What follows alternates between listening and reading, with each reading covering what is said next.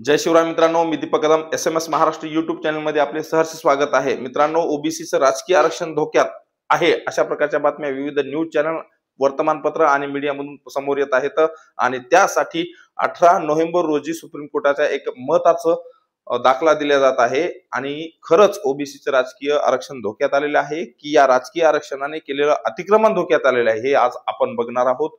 तर सर्वप्रथम गवई नावाचे एक व्यक्ती सुप्रीम कोर्टामध्ये गेलेले होते आणि त्यांनी सुप्रीम कोर्टाच्या असं निदर्शनास आणून दिलं की महाराष्ट्रामध्ये सुमारे 4000 जागावर ओबीसीच्या या राजकीय आरक्षणाने अतिक्रमण केलेलं आहे आणि त्याच्या विरोधात सुप्रीम कोर्टाने मत नोंदवलेलं आहे की आम्ही तुम्हाला ओबीसीचा एम्पिरिकल डाटा जो आहे तो पूर्ण न मिळता सुद्धा निवडणुका घेण्यासाठी परवानगी देतोय, परंतु याचा अर्थ असा नाही की तुम्ही आरक्षण 50%च्या वर नेसाल, म्हणजे राजकीय आरक्षण तुम्ही 50%च्या वर देऊ शकत नाही, अशा प्रकारे सुप्रीम कोर्टाचं मत आहे।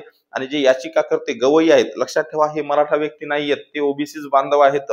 त्यांनी सुप्रीम कोर्टाच्या असं निदर्शनास आणून दिलेलं आहे की महानगरपालिका असतील, जिल्हा परिषद असतील आणि नगर परिषद असतील आणि ग्रामपंचायत असतील, अशा सगळ्यांच्या मिळून महाराष्ट्रामध्ये सुमारे 4000 या राजकीय जागेवर अतिक्रमण झालेले आहे आणि त्या सर्व जागा ओपनच्या होत्या, त्याच्यावर ओबीसी म्हणा किंवा इतर बांधवांनी अतिक्रमण केलं आहे असं गवई यांनी सुप्रीम कोर्टाच्या निदर्शनास आणून दिलेलं आहे। आणि त्यावेळेस 18 तारखेला म्हणजे 18 नोव्हेंबरला सुप्रीम कोर्टानं मत नोंदवलेलं आहे, जर हे सत्य असेल तर आम्ही निवडणुका रद्द करू शकतो किंवा थांबवू शकतो, अशा प्रकारची सूचना किंवा इशारा सरकारला दिलेला आहे। तर त्याच्यासाठी आपण हिंगोलीचंच उदाहरण बघूयात की खरंच याच्यामध्ये किती तथ्यता आहे। आपण हिंगोली जिल्हा परिषदेचं उदाहरण घेऊ। हिंगोली जिल्हा परिषदमध्ये एकूण 52 जागा आहेत, 52 सदस्य आहेत आणि या सदस्यापैकी फक्त आणि फक्त 24 सदस्य हे ओपन साठी या ठिकाणी सोडलेले आहेत।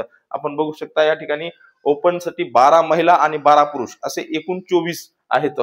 म्हणजे लक्षात ठेवा, जर हिंगोली जिल्हा परिषद मध्ये एकूण 52 सदस्य असतील तर त्या ओपन साठी कमीत कमी 26 हा आकडा असा फिक्स आहे, त्याच्यामध्ये कोणत्याही प्रकारचे बदल होऊ शकत नाही, परंतु प्रत्यक्षामध्ये 24च जागा ओपन साठी ठेवल्यात।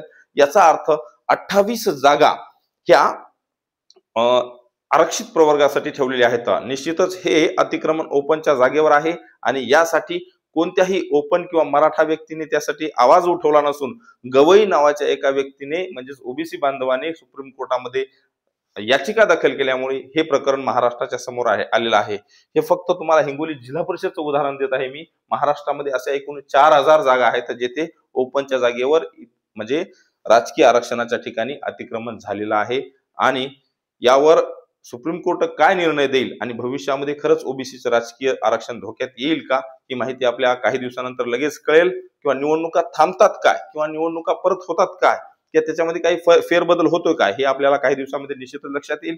असो, धन्यवाद। माहिती आवडल्यास जास्तीत जास्त शेअर करा, चॅनलला सबस्क्राईब करा। धन्यवाद। जय जाऊ, जय शिवराय।